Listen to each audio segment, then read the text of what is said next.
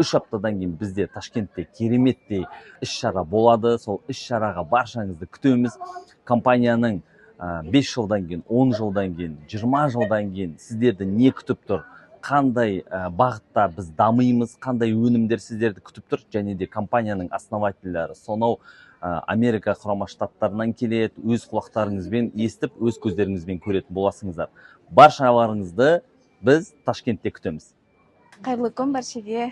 Міне біз Өзбекстан командасы Нивев компаниясында алғашқы саяхатымызды Катар мемлекетінен бастадық. Енді сөзбен жеткізу мүмкін емес. Бұл жерден алған саяхатымыздағы болған компанияның келешегін көрдік. Основательдерменен бірге болдық. Жоғары статусқа шыққан директорларменен бірге болып, бұл жерде қалай жетістікке жету жолдарын үйрендік. Енді келесі біздің компаниямыздың событиясы, компаниямыздың 2 жылдығы бұл Ташкент қаласында болады.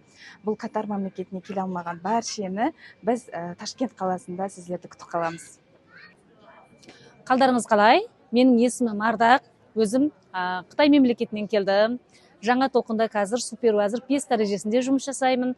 Бүгін осы Катар саяхатына өзіммен бірге 4 партнерімді саяхатқа алып шықтым. Енді бұндағы біздің әсеріміз өте керемет.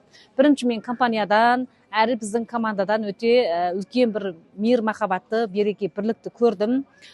Сосын адамның өмірінде барлық нәрсенің шексіз мүмкіндікке толы екеніне сендім.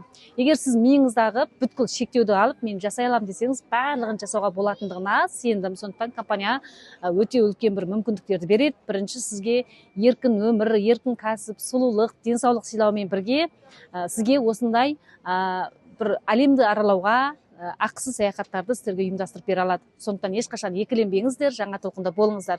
Сіздерді Ташкентте күтеміз. Кездесуге бұйыртсын. Рахмет.